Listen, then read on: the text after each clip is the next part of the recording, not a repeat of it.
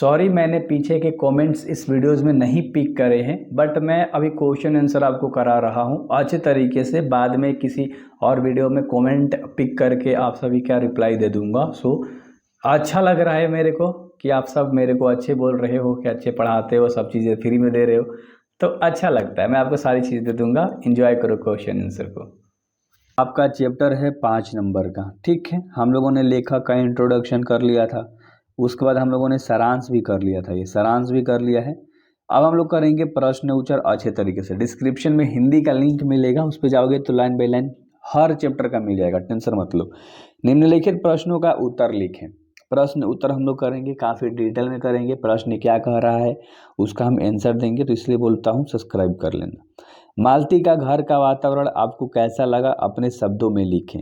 तो आपको अपने शब्दों में बताना है मालती के बारे में, जो कि मुख्य कैरेक्टर के अंदर थी, मुख्य रोल के अंदर थी बेचारी लड़की, ठीक है। ध्यान से सुनना मेरे भाई, बस सुनो, याद हो जाएगा। मालती का घर का वातावरण तो इस प्रकार था जैसे कि वहाँ कोई छाया मंडरा रही है। मशीन की तरह उसकी दिनचर्या थी, उदास मन, स्वयं थका थका एक, जिसमें खुशियों की एक भी किरण नहीं थी। यानी कि मालती बेचारी हो कि मशीन की तरह काम करती थी, खुशी का एक पल भी नहीं था उसके चेहरे पर। मालती के घर इतना प्रिय एवं विशेष अतिथि के आने पर भी उसका मन खिला भी नहीं, बूझा ही रहा। यानी उसके घर अतिथि लोग आए, उसका भाई आया जो कि लेखक था, तब पर भी बेचारी हंसी उसी नहीं, सेम उसी तरह से रिएक्ट करती है। अतिथि से कुछ बातें भी न करती है, उल्टे उनके प्रश्नों के उत्तर भी बहुत ही संक्षेप में देती है। यानी कि बहुत छोटा छोटा उत्तर देती है, बहुत ही कम उत्तर देती है। लेखक को ये बात जरूर अनुभव हो रहा था कि इतना चाहने वाली लड़की कुछ वर्षों में इतनी बूझ कैसे गई। यानी बूझ कैसे गई मतलब कि सुस्त कैसे हो गई, ठीक है। वो लेखक सोचता है कि यार ये लड़की ऐसे ही कैसी हो गई। इसकी शादी होते ही 4 साल बाद लेखक गया था उसके घर, याद रखना, है ना, अतिथि के रूप में, तो बेचारी वैसी हो गई थी। क्वेश्चन ध्यान से सुनो। दोपहर में उस सूने आंगन में पैर रखते ही मुझे ऐसा जान पड़ा मानो उसने किसी की सांप की छाया मंडरा रही है उस आंगन में। सांप, सांप नहीं, सांप मेरे भाई, यह कैसा सांप की छाया है, ठीक है। तो इस तरह से मतलब उनका एक अलग नज़रिया था, क्योंकि बिल्कुल भी शोरगुल कुछ भी नहीं था घर में जब एंटर करते हैं तो, ठीक ना। तो वही बात है। लेखक अपने दूर के रिश्तेदार के बहन के यहाँ आए थे। यह बहन जिसके साथ लेखक का बचपन बीता था, वह लेखक की सखी अधिक थी। याद रखना, बहन के साथ वो क्या थी, सखी अधिक थी, सखी मानते थे। साथ खेलना, लड़ना, झगड़ना, साथ पढ़ना लिखना हुआ था। वो व्यवहार से बिल्कुल स्वच्छ थी। शादी के बाद औरत में इतना बदलाव आ जाता है कि वह अपने भाई, सखा और अतिथियों के आने पर भी जरा सा उल्लास नहीं दिखा पाती। उसके वार्तालाप में ही बहुत नीरस होता है। यानी कि वो जब बातें करती है तो बहुत ही मतलब बुझी हुई बातें करती है, बहुत छोटी तरीके से जवाब देती है, संक्षेप में जवाब देती है, मात्र प्रश्न के उत्तर देती है। यह भी पूछती है कि आप कैसे हो। जीवन बिल्कुल ही मौन ऐसा लग रहा है। यह स्थिति यह बताती है कि मालती के घर पर सांप की छाया मंडरा रही है। सांप, ठीक है, यानी कि बिल्कुल भी शांत तरीके से सांप, ठीक है। तो चीज़ें बिल्कुल भी आपको क्लियर हो रही होंगी कि यार क्या चल रहा था। बेचारी मालती लड़की थी जो कि बहुत सुस्त रहती थी, है ना, ना शोर ना गुल, बस घर के कामों में सुबह से शाम तक पति का इंतजार करना, बच्चे रोए उसके तो उसे चुप कराना, ये सारी चीज़ें उसके लाइफ में चल रही थी। तीसरा क्वेश्चन है, लेखक और मालती के संबंध का परिचय पाठ के आधार पर देना है। यानी कि लेखक और मालती, इन दोनों के बारे में आपको बताना है, ठीक। लेखक मालती के दूर के रिश्तेदार है और रिश्ते में वो भाई है, पर बचपन में उनका जो संबंध था सखा का था। एक साथ रहते थे, खेलते थे, साथ में पीटते भी थे। लेखक का अध्ययन भी मालती के साथ ही हुआ था, यानी कि पढ़ाई, ठीक है। उन्हें व्यवहार में सदा ही सखा की स्वच्छता रही है। वह बड़ी ही मातृत्व के या बड़े छोटेपन के बंधनों में ही नहीं घिरे। इस तरह से कोई बंधन में नहीं घिरे, आराम से मस्ती से अपने लाइफ को एंजॉय करते हुए, पढ़ाई करते हुए बड़े हुए थे साथ में दोनों। तो अच्छे से याद रखना, दोनों भाई थे, दूर के रिश्तेदार थे, ठीक है। तो इस तरह से आप याद रख सकते हो। एंड अगला सवाल है 4 नंबर का। मालती के पति महेश्वर कैसी छवि आपके मन में बनती है। उसके पति की जो छवि है ना आपके मन में कैसी बनती है। कहानी में महेश्वर की उपस्थिति का क्या अर्थ रखती है। ये जो कहानी है वो महेश्वर की अर्थ क्या रखती है आपको बताना है। सिंपल सा बात है यार, बहुत आसान है। पठित पाठ अर्थात इस कहानी के आधार पर यह कह सकते हैं कि महेश्वर एक व्यस्त व्यक्ति था, जिसका परिवार से रूटिंग लगाव बच घर में बच्चा रो रहा है, गिर पड़ता है, उसके ऊपर उसका प्रभाव नहीं है। मालती के जीवन में तो नौकरानी की तरह है, यानी कि मालती की जो जीवन हो चुकी है वो नौकरानी की तरह हो चुकी है। महेश्वर को इस बात का कोई चिंता नहीं है, यानी उसका जो पति है उसको कोई चिंता नहीं है कि कैसे रह रही है कैसे नहीं रह रही है।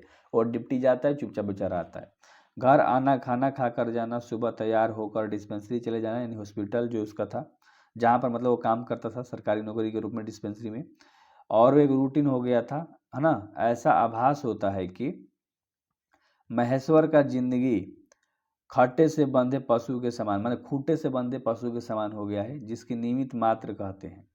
चारों ओर मतलब चक्कर काटता ही है। कहानी में जहाँ कहीं भी महेश्वर की उपस्थिति होती है वहाँ वातावरण का तनावग्रस्त हो उठता है। तो इस तरह से दोनों की ज़िंदगी चल रही है। मालती घर पे है, पति डिस्पेंसरी चला जा रहा है, दोनों की ज़िंदगी कट रही है इस तरह से। तो वहीं आपको बताना था पूरा, ठीक ना। एंड अगला सवाल है 5 नंबर का, गैंग्रीन क्या है। ध्यान से सुनना।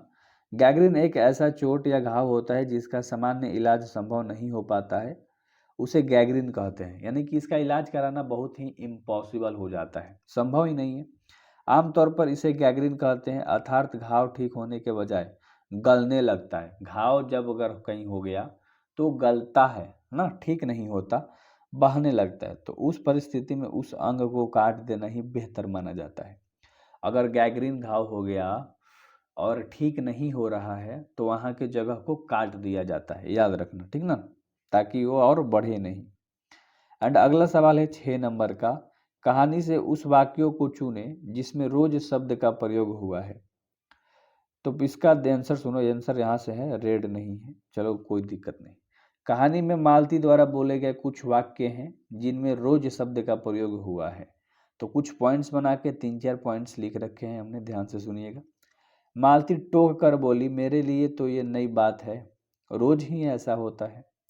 दूसरा पॉइंट, क्यों पानी का क्या हुआ, रोज ही होता है, जो कभी वक्त पर नहीं आता। वो बोलती है पानी तो भैया कभी भी वक्त पे नहीं आता।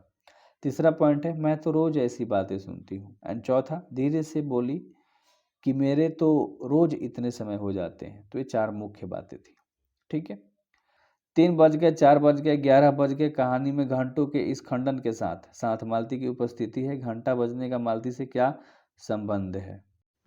अब यहाँ पर आप कंफ्यूज मत होना, ठीक है। ये तुम्हारा क्वेश्चन है और इसका आंसर मैंने नहीं दे रखा है, कोई BVI नहीं है, ठीक है, इसीलिए छोड़ दिया है हमने, ठीक ना।